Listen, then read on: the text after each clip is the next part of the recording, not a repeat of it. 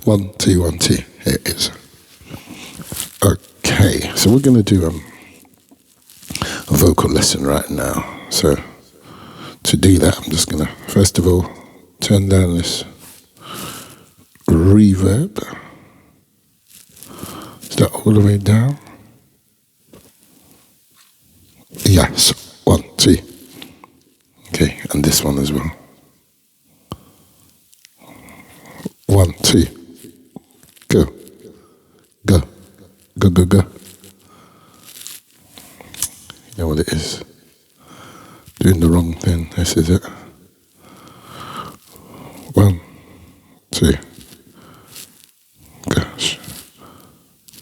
1, 2. There we go. Right. Take that echo off. There we go. 2, 1, 2. Good, good, good, good. Okay, so this lesson is going to be all about vocal technique and talking about different ways of achieving a similar thing. I could say the same thing, but not exactly the same thing because it's happening from a different direction. Okay, so we're talking about something called the laryngeal tilt. And the laryngeal tilt is a natural part of the vocal action that takes place. And it can be sort of done directly. I suppose it is done directly, but it can be done directly from two different positions. Now, with a lot of testing, I have found that the first thing that you're going to consider with a tone is your in-breath. So naturally, diaphragm. So the first part of the chain of events, so to speak, to make a good sound is the diaphragm. Breathe in. I have also then found the next thing that you can do is either go to the vocal box or the tongue.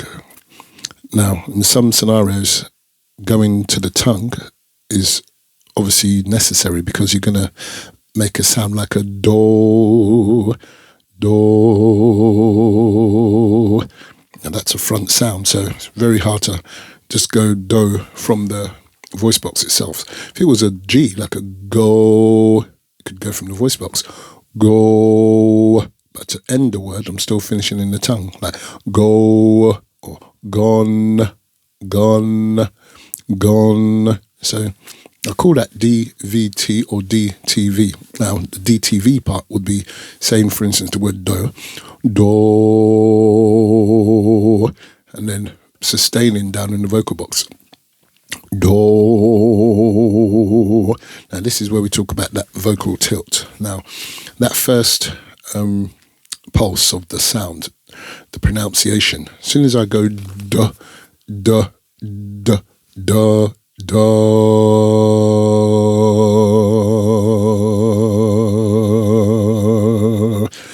it's very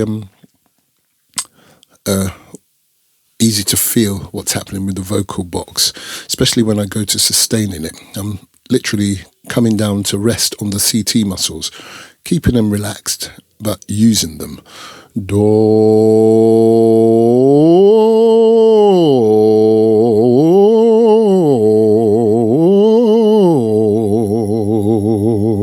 And as I'm doing that, I can feel that laryngeal tilt. Just do. Even without changing pitch, you can feel it activating. Do. Because what that is actually doing is a sort of tensioning is taking place in order to tilt in order to tilt the vocal box, and that tilting actually is the causation of how can I put it, as tensioning of the chords, pulling them onto pitch. So if I pick a pitch, go, and I place it directly on that muscle, go,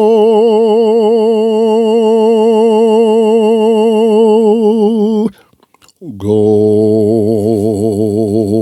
In both cases, there was a tensioning in order to keep the chords at a specific tension. If they were just loose, You wouldn't be able to get a clean sound. So anyway, that's one way of achieving the laryngeal tilt, which, as I say, is natural and pretty much has to happen when you speak or you sing. It's a part of the mechanism. And you can activate that more, you can enhance that more by going directly to that CT for sustaining your tone, for instance. Do. Notice I started with the in-breath, then I went to the D, then I went to the V. Or I could have gone D, go, and activated it directly and then flowed into the tongue to finish the word. Now, there's another part of the vocal apparatus which can cause that laryngeal tilt, and that is the hyglossus muscle at the back of the tongue. So, go. This time I went DH for hyglossus, and then T for the front of the tongue. Like, gone, go, gone.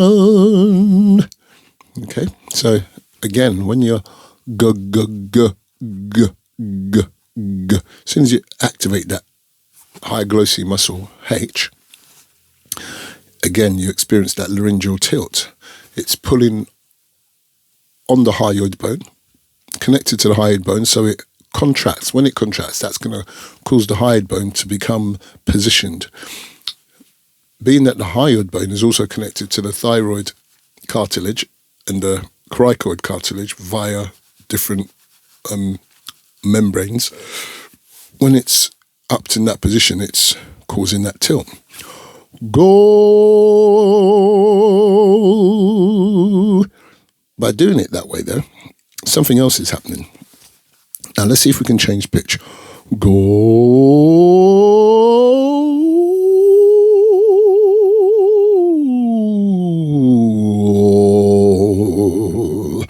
So, at the other end is the cricoid muscles, the CT muscles, the cricoid, let's just call them the CT muscles, it's cricoid and thyroid muscles, CT muscles. Now, we noticed earlier, if we place the tone right there, go, go, we're directly at the vocal cord level, tensing on those muscles. Now, that's also called the glottis attack, because that position is very glottal. Go, go, is pretty much as far down as you can go when it comes to pronouncing. Now, the back of the tongue, go, go, go, go, go, go.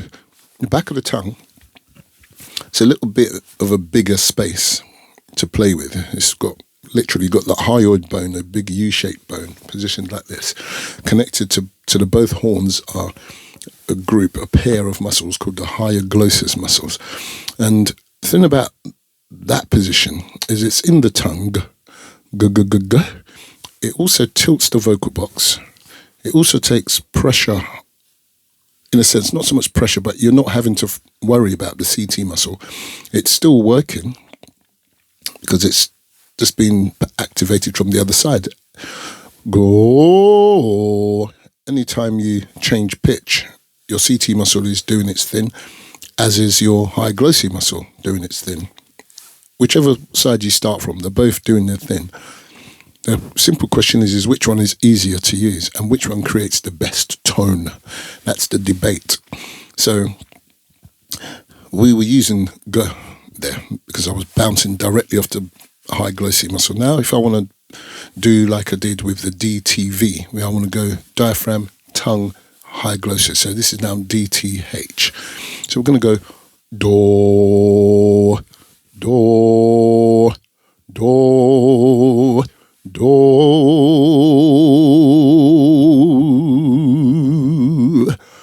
do,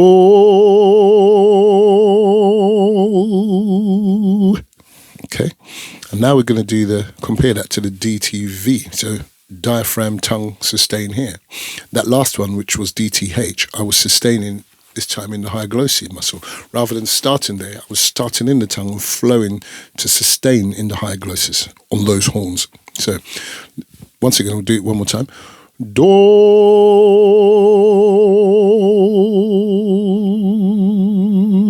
So that was DTH. And now I'm going to do DTV. Do.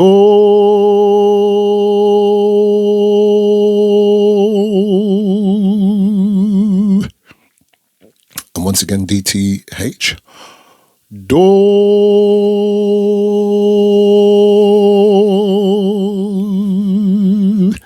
Now, as far as which one is easier, I would, in my opinion, I think it would depend on which one you've practiced the most. I mean, if you've got a strong CT muscle, do, you can sustain it quite easily. You're sort of sustaining in your box. Do, if you imagine it sort of dangling underneath your do. Do, and when you do the hypoglossal, do, you're now sustaining on a bigger muscle group. And again, the debate is out as to which one is the best for using for a back sound, such as a g, g, g, g, or g, g, g, g. Now, I must admit, the proximity of the hypoglossal to the front of the tongue, which is pretty much what you're going to use for most pronunciations, do, do, the fact that you can sort of just bounce straight into it. Do. And when I say into it, I'm talking about for sustaining. Do. Do. To me, that seems to be a more efficient technique. And I'm not having to really think about down here. And there's no strain down there either. So that's quite good. But again, I think one should definitely strengthen the CT muscle with direct and floating techniques as well. So go, do, every now and again, just to make sure it's strong and that you're not scared of that area.